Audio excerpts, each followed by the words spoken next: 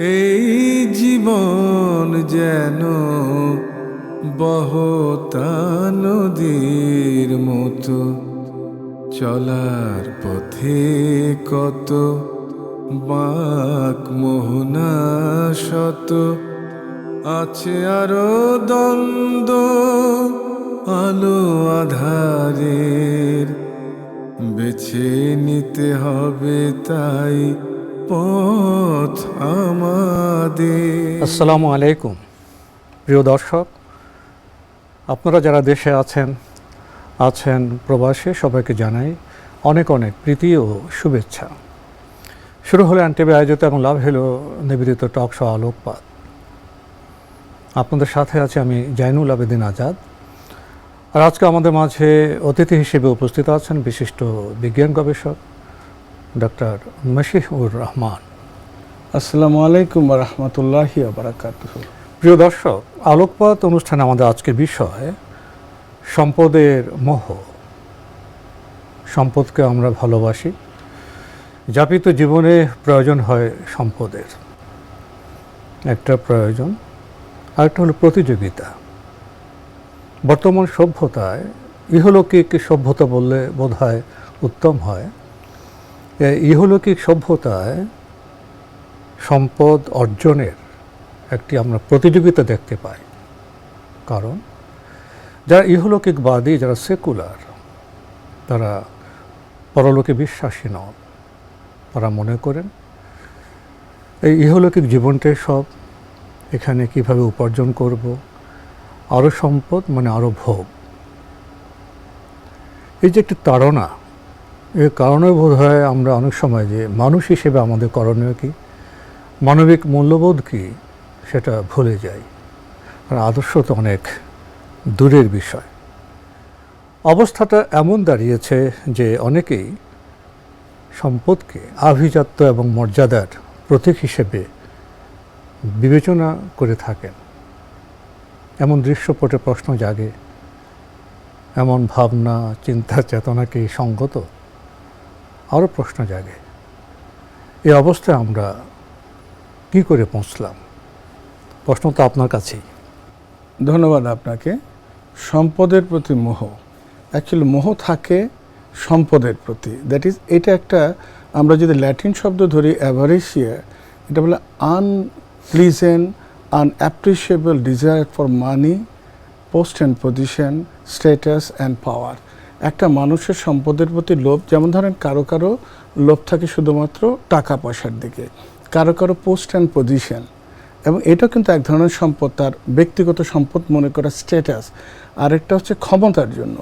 তো এই জিনিসটা আমরা দেখি যে একজন মুমিনের ক্ষেত্রে যদি কথা চিন্তা করি, সে লোভাতুর থাকে কিন্তু আখেরাতের জন্য, পৃথিবীতে সঞ্চয় করতে থাকে আখেরাতে তার বেনিফিট পাওয়ার জন্য।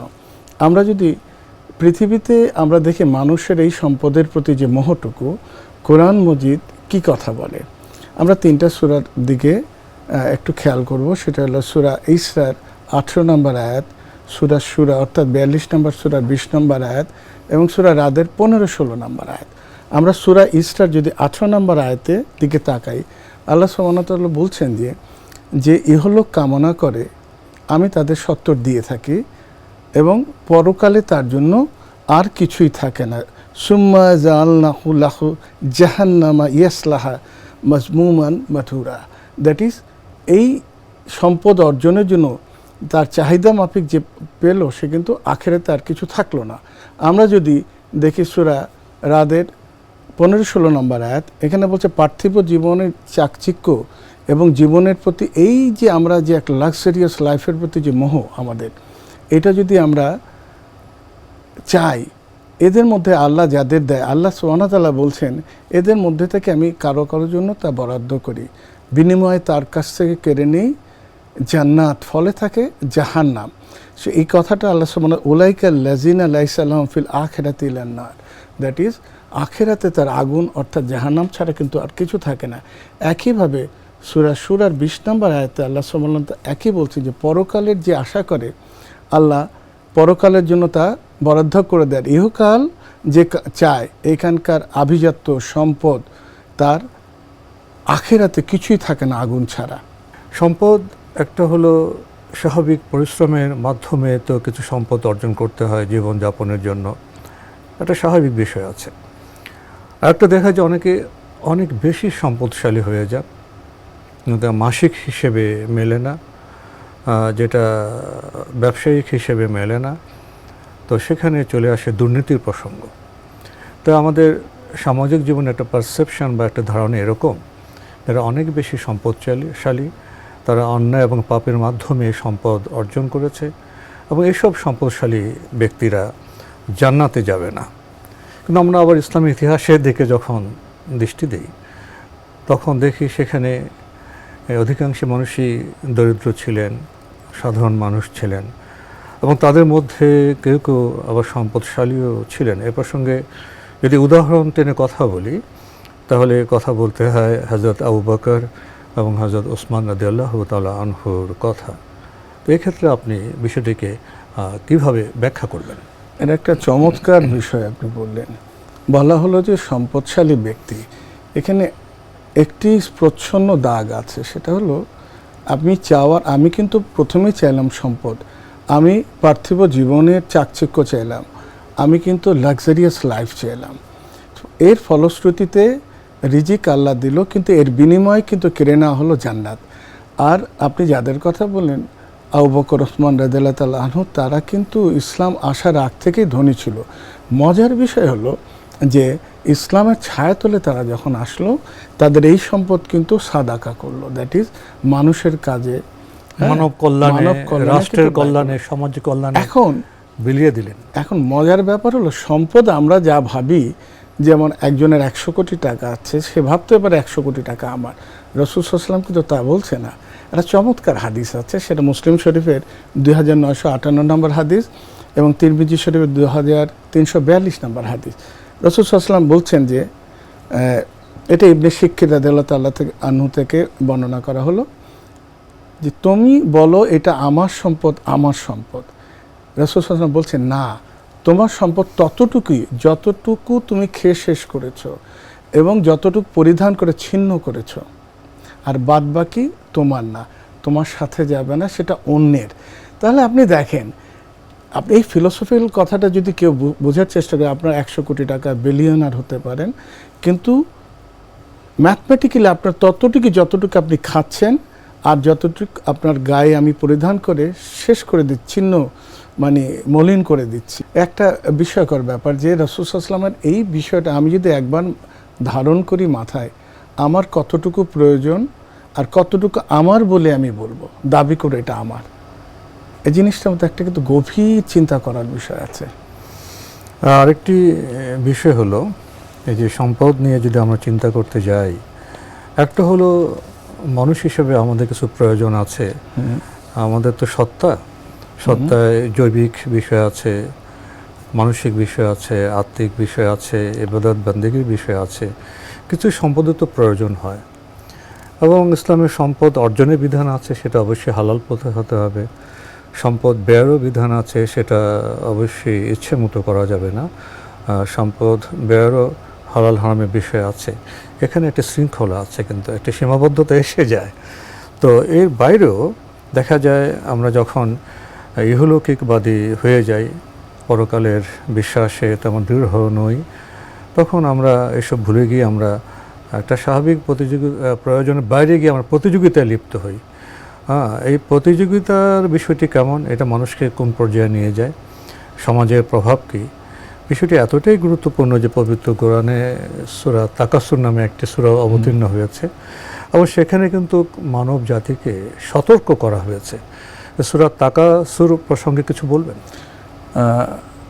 এটা বলার আগে আরেকটা বিষয় বলে নিই। সম্পদশালী ব্যক্তির সম্পর্কে, যেমন কোনো মানুষ ব্যবসা করে এবং তার স্বাভাবিক এবং সুন্দর হালাল ব্যবসাতে বেশুমার রিজিক সে আল্লাহর কাছ থেকে পেল, এবং সে প্রতি মুহূর্তে কৃতজ্ঞ এবং চিন্তা করে যে আমার প্রয়োজন এতটুকু, বাদ বাকিটুকু কিন্তু আমি আল্লাহর রাস্তায় খরচ করে দিব। কখনো যাকাত দেন, কখনো সাদাকা করেন, সমস্ত কিছুই করেন, কখনো জনকল্যাণ করেন। প্রতি মুহূর্তে সে আপনি জানেন যে ইবাদত কবুল হওয়ার প্রথম শর্ত কিন্তু হালাল রুজি, তার খাদ্যটা হালাল হতে হবে, খাদ্যটা হালাল পরিধানের হতে হবে, বস্ত্র হালাল হতে হবে। তাহলে আমি দেখলাম যে সম্পদশালী যে বেসুমার রিজিক পেল আল্লাহ সুবহানাহু কাছ থেকে, হ্যাঁ, এবং সেটা সে আল্লাহর রাস্তায় ব্যয় করলো, হ্যাঁ, তো তার জন্য কিন্তু এটা প্রযোজ্য না। যেমন রাসূল সাল্লাল্লাহু আলাইহি ওয়াসাল্লামকে একবার প্রশ্ন করা হলো, ইয়া রাসূলুল্লাহ, আমাদের সাথে তো অনেক ধনী লোকও নামাজ পড়ে, তারা জাকাত দেয়, রোজা রাখে, সবই করে, তারাও জান্নাতে যাবে? বলে যে হ্যাঁ। তো বলে যে তাহলে আমরা গরিব, আমরা তো এখানে কষ্ট করলাম, ওদিকে কি করব? তাহলে ওদিকে তো তারা এদিকে আরাম করলো, ওদিকেও আরাম করলো। তো রাসূল সাল্লাল্লাহু আলাইহি ওয়াসাল্লাম জবাব দিচ্ছে, তোমরা যদি সম্পদের হিসাব আল্লাহ কিভাবে নেবে এটা যদি দেখতে, তাহলে একটা ফুটা পয়সা তোমার পকেটে রাখতে না। সম্পদের হিসাব অত্যন্ত কঠিন। আমরা আপনার কাছে জানতে চেয়েছিলাম যে সম্পদের প্রতিযোগিতা যেটা সূরা তাকাসুরে বর্ণিত হয়েছে সে প্রসঙ্গে কিছু। সূরা তাকাসুর আপনি জানেন সম্পদের প্রতিযোগিতা, এর প্রথম শব্দ আল্লাহ।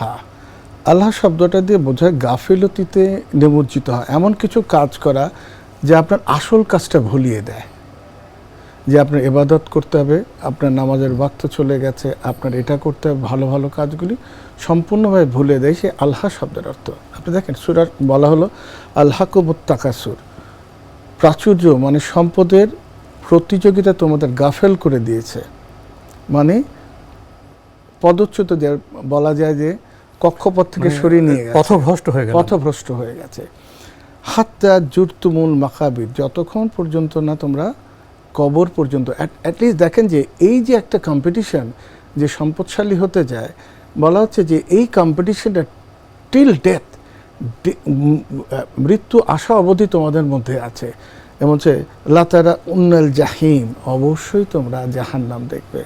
দ্যাট ইজ এই সম্পদের প্রতিযোগিতা মানুষের মধ্যে এমন একটা ক্রাইটেরিয়া, একসময় তো আমরা সায়েন্টিফিক্যালি সেটা বলবো একটু পরে। আমরা যদি সূরা হুমাজার দিকে তাকে, আল্লাহ প্রথম সতর্ক করছেন কি, আল্লাহ যে জামা মালা ও আদাদা, আল্লাহ বলছেন যে সে অর্থ সঞ্চয় করে, সেটা কাউন্ট করে যে আমার এত হবে, বারবার গুনে, এবং আজকে আমার 1 মিলিয়ন হলো, 2 মিলিয়ন হলো, 3 মিলিয়ন হলো। আমরা দেখলাম আল্লাহ বলছে নিশ্চিতভাবে সে জাহান্নামে নিক্ষিপ্ত হবে। আর তোমরা কি জানো হুতামা কি? এবং সে তার একটা বর্ণনা দিল, সে মানে ইটারনাল ফায়ার বল যেটা, এবং আমরা যখন স্তম্ভ তৈরি করে সে জাহান্নামীদের ঘিরে ধরবে। এতখানি সতর্ক করলে যদি তোমরা সম্পদের দিকে ঝুঁকে পড়ো, সম্পদের প্রতি মোহগ্রস্ত, প্রাচুর্যতা চাও, তাহলে নিশ্চিত জাহান্নামের এই সংবাদ শুনে নাও। এখন দেখেন আল্লাহ মানুষ সৃষ্টি করলেন, তার মধ্যে তো সব কিছুই দিলেন, লোভ থাকবে কিন্তু নিয়ন্ত্রণ করারও কিন্তু ক্ষমতা দিয়ে দিলেন। এবং কি কি জিনিস মানুষ লোভে পড়বে সেটা আল্লাহ সুবহানাহু সূরা আলে ইমরানের 18 নম্বর আয়াতে বলে দিলেন। তোমরা পৃথিবীর প্রতি মোহগ্রস্ত হবে কিসের প্রতি? নারীদের প্রতি, সন্তান সন্ততি, স্বর্ণরূপ্য, এবং আপনার মনে শস্যাদি এবং জমি, ভালো জাতের ঘোড়া। এটা বলতে যে তোমরা মোহগ্রস্ত হবে স্বাভাবিকভাবে, কিন্তু কন্ট্রোল করার জন্য আল্লাহ সুবহানাহু সূরা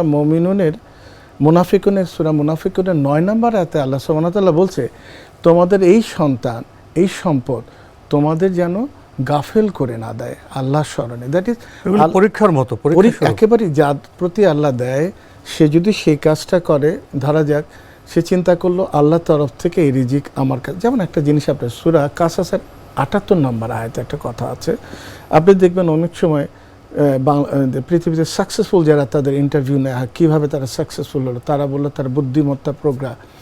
আল্লাহ সুবহানাহু ওয়া তাআলা বলে যখন তারা সাকসেসফুল হয় তখন বলে সেটা আমি আমার বুদ্ধি প্রজ্ঞা ইন্টেলিজেন্স দিয়ে পেলাম, অথচ আমার যোগ্যতা আমি অর্জন করেছি, এটা আমার অর্জন। এটা কিন্তু কুফরি করা, কারণ এই সমস্ত কিছু আল্লাহ সুবহানাহু ওয়া তাআলা থেকে আসে। এবং আপনি যদি দেখেন সূরা ফাতিরের 5 নম্বর আয়াতে আল্লাহ বলছে পার্থিব জীবন যেন তোমাদের প্রতারণা না করে, ফালা তাগুররান্নাকুমুল হায়াতুদ দুনিয়া। এইটা কিন্তু আমি যখন জানবো, এই লেসনটা আমার কাছে আসবে, এই সম্পদ কিন্তু আমার আসল ইবাদত থেকে সরিয়ে নিয়ে যাবে। তখন আমার চেষ্টাই থাকবে ওদিকে যাতে আমি স্টেপ না দিই, যেটা দৃষ্টি দিলে আমি ক্ষতিগ্রস্ত হব, যেটা শুনলে আমি ক্ষতিগ্রস্ত হব, যেটা আমি হাতে ধরলে ক্ষতিগ্রস্ত হব, যেটা আমার কাছে রাখলে ক্ষতিগ্রস্ত হব, এর থেকে সতর্ক হওয়ার জন্য আল্লাহ সুবহানাহু ওয়া তাআলা বলছে যে পার্থিব জীবন যেন তোমাদের ধোকায় না ফেলে। সূরা ফাতিরের 5 নম্বর আয়াতে। তো আপনি তো এতক্ষণ পবিত্র কোরআনের কিছু আয়াতের মাধ্যমে এই বিষয়টি আমাদের জানালেন, আমাদের বার্তা দিলেন যে প্রয়োজনীয় সম্পদ আমরা অর্জন করব, আমরা শৃঙ্খলাপূর্ণ জীবনযাপন করব, কিন্তু অধিক সম্পদ অর্জনের জন্য সম্পদের প্রতি যে একটি প্রতিযোগিতা, যা সীমা লঙ্ঘনে উদ্বুদ্ধ করে আমরা সে বিষয়ে যাব না। এবং সম্পদের মোহ এমন একটা বিষয়, সেটা এবছর, আগামী বছর, পরবর্তী পর্যায়ে শেষ হয় না, মৃত্যু দুয়ার পর্যন্ত সেটা আমাদেরকে নিয়ে যায়। এত একটা মারাত্মক বিষয় এই সম্পদের প্রতিযোগিতার বিষয়টি পবিত্র কোরআনে এই বিষয়ে সতর্ক করা হয়েছে। আমরা তো একটি বিষয় জানি এবং বিশ্বাস করি, জীবনযাপনে যে কোনো বিষয়ে যদি আমরা সঠিক অভ্রান্ত বার্তা নিতে চাই, তা নিতে হবে পবিত্র কোরআন থেকে এবং সুন্নাহ থেকে। আমরা কোরআনের বিষয়গুলো জানলাম। এই সম্পদের যে প্রতিযোগিতা, এ বিষয়ে হাদিসের প্রেক্ষাপটে আপনি কি বলবেন? সেখানে আমাদের জন্য কি বার্তা রয়েছে? হাদিসে অসংখ্য কথা আছে। আমি কোরআন মজিদে আরেকটা এক্সাম্পল দিয়ে নিই। সূরা সফের 10, 11, 12 নম্বর আয়াতে আল্লাহ সুবহানাহু ওয়া তাআলা বলছেন যে আমি কি তোমাদের এমন একটা বিজনেসের সন্ধান দেব যা তোমাদের জাহান্নামের আগুন থেকে রক্ষা করবে। সেটা হলো আল্লাহর রাস্তায় তোমাদের জীবন এবং সম্পদ দিয়ে তোমরা দ্যাট ইজ স্যাক্রিফাইস করার জন্য। এটা আল্লাহ সুবহানাহু তুমিনু বিল্লাহি ওয়া রাসূলি ও তুজাহিদুনা ফি সাবিলিল্লাহি বিআমওয়ালিকুম ওয়া আনফুসিকুম, দ্যাট ইজ জীবন এবং সম্পদ দিয়ে আল্লাহর রাস্তায় খরচ করার কথা বললো। এটা আমাদের জাহান্নামের আগুন থেকে রক্ষা করবে। একটা বিষয় কি, যখন কোনো কারাপ্টেড লোক, প্রচুর সম্পদশালী, তার কারাপশনের মধ্যে, সে যদি তার সমস্ত কিছু দান করে, এখানে কিন্তু তার কোনো পুণ্যের কিছুই থাকে না। উপার্জনটাই তো ভুল, উপার্জনটাই পাপ, এবং এখানে পুণ্যের কোনো কিছুই তার থাকে না, সমস্ত কিছু দেওয়ার পরে। তো এর সম্পর্কে একটা চমৎকার হাদিস আছে, বেশ বড়, সেই প্রসঙ্গে যাচ্ছি না। আপনি যে প্রশ্নটা করলেন যে হাদিসে, যেটা আমরা প্রথমেই বললাম যে তিরমিজি শরীফের হাদিস, মুসলিম শরীফের হাদিস, যে আমার ধন আমরা বলি, সেই আসলে আমার ধন কিনা। আমরা এখন থেকে সহিহ মুসলিমের 1047 নম্বর হাদিসের কথা। রাসূল সাল্লাল্লাহু আলাইহি ওয়াসাল্লাম বলছেন যে মানুষ ছোট থেকে ক্রমে বৃদ্ধ হয়, বয়স বেড়ে যায়, দুটো জিনিস বাড়ে না। এক হচ্ছে তার সম্পদের প্রতি যে লোভ, আর বেঁচে থাকার আকাঙ্ক্ষা, এ দুটো কিন্তু তার একই অবস্থায় থাকে। আর আরেকটা বিষয় দেখেন, এটা বুখারী শরীফ 6439 এবং 6440 নম্বর হাদিসে রাসূল সাল্লাল্লাহু আলাইহি ওয়াসাল্লাম বলছেন যে যদি কোনো মানুষকে উপত্যকা সম পরিমাণ একটা স্বর্ণের উপত্যকা দেওয়া হয়, সে কিন্তু আরেকটা উপত্যকা চাবে, কারণ সে সন্তুষ্ট হবে না। এই মোহ শেষ হয় না, এই মোহটা তার শেষ হবে। অতএব যদি বলি যে হয়তো বললাম যে আমার 1 কোটি টাকা হলে চলবে, কিন্তু আমরা জানি রাসূল সাল্লাল্লাহু আলাইহি ওয়াসাল্লাম সবচেয়ে বড় সায়েন্টিস্ট, তিনি জানেন মানুষের মন কিন্তু বাধাগ্রস্ত হবে না। বাধাহীনভাবে সে 2 কোটি চাবে, 100 কোটি চাবে, 1000 কোটি চাবে। এরপরে রাসূল সাল্লাল্লাহু আলাইহি ওয়াসাল্লাম একটা চমৎকার সতর্কবাণী আছে, এটা সুনান আবু দাউদে 1698 নম্বর হাদিসে বলছে, তোমরা লোভ এবং সম্পদের প্রতিযোগিতা থেকে দূরে সরে যাও, কারণ তোমাদের পূর্বের মানুষ এই কারণে ধ্বংস হয়ে গেছে। আরেকটা হাদিস হচ্ছে যে আমি তোমাদের কাছে দারিদ্রতার ভয় করছি না, ভয় করছি প্রাচুর্যতার। একইভাবে আমি তোমাদের ভুল ভ্রান্তি হয়ে যাওয়ার কিন্তু ভয় করছি না, ভয় করছি তোমাদের ইচ্ছাকৃত অন্যায়ের। এটা সতর্কবাণী, এ কিন্তু প্রচ্ছন্ন সতর্ক, যে আমরা কিভাবে চলবো, কি ভাবতে হবে। এবার যদি আমরা দেখি আরেকটা প্রতিযোগিতা, সেটা হলো যে আমাদের জীবন, প্রথম আমরা বললাম যে সম্পদের প্রতি মোহ, আরেকটা হচ্ছে পোস্ট অ্যান্ড পজিশন সম্পদের, সেটা তো কিন্তু এক ধরনের প্রতিযোগিতা। আরেকটা হচ্ছে ফর পাওয়ার। আবার অনেকের মধ্যে কিন্তু 3টারই কম্বিনেশন দেখা যায়। তো সংক্ষিপ্ত সময়ে আপনি আমাদের বেশ কিছু গুরুত্বপূর্ণ বার্তা দিয়েছেন। একটা হলো প্রয়োজনীয় সম্পদ অর্জন, পরকালমুখী যে জীবনযাপন, সেখানে যতদূর দরকার শৃঙ্খলা মেনে, আরেকটা হলো লোভ এবং সম্পদের মোহ, এবং সেটা একটি অন্যরকম প্রতিযোগিতা, সেখান থেকেও হাদিসে আমাদের সতর্ক করা হয়েছে। তো এই বার্তা নিয়ে আমরা আজকে অনুষ্ঠান শেষ করছি। ডক্টর মাশিউর রহমান, আপনি কষ্ট করে আমাদের স্টুডিওতে এসেছেন, সময় দিয়েছেন, সেজন্য আপনাকে অনেক ধন্যবাদ। আপনাকে ধন্যবাদ। প্রিয় দর্শক, আমরা দেখছিলাম এনটিভি আয়োজিত এবং লাভ হেলো নিবেদিত অনুষ্ঠান আলোকপাত। আমাদের আজকের বিষয় ছিল সম্পদের মোহ। আমাদের অনুষ্ঠান আপনারা এনটিভি অনলাইনেও দেখতে পারবেন, ভিজিট করুন www.ntvbd.com, এছাড়া ইউটিউবে এবং আমাদের ভেরিফাইড ফেসবুক পেজে অনুষ্ঠান দেখতে পারবেন। শেষে এসে আজকে আমার একটি আয়াতের কথা মনে পড়ছে পবিত্র কোরআনের, যেখানে বলা হয়েছে, আমি এই যাপিত জীবনে পৃথিবীতে মানুষকে যে সম্পদ দিয়েছি, ভূয়ের উপাদান দিয়েছি, নেয়ামত দিয়েছি, রিজিক দিয়েছি, মানুষ মনে করে এটা তো আমারই জন্য, আমারই ভোগের বিলাসের জন্য। না, আসলে তা নয়। এই সম্পদ, এই ভোগ্য সামগ্রী দেওয়া হয়েছে পরীক্ষার জন্য। যদি আমরা পরীক্ষার কথা স্মরণ করি, পরকালে জবাবদিহিতার কথা স্মরণ করি, তাহলে অবশ্যই সম্পদের মোহ থেকে আমরা পরিত্রাণ পাইতে পারব। কারণ প্রতিটি সম্পদের হিসেব নেওয়া হবে, কিভাবে উপার্জিত হয়েছে এবং কোন পথে ব্যয় হয়েছে। এখানে সতর্কতার বিষয় আছে। মহান আল্লাহ আমাদের সবাইকে নিরাপদে রাখুন, রাখুন শান্তিতে। আসসালামু আলাইকুম। আর পথে কত বাক মোহনা শত, আছে আরো দ্বন্দ্ব আলো আধারের, বেছে নিতে হবে তাই পথ আমাদের।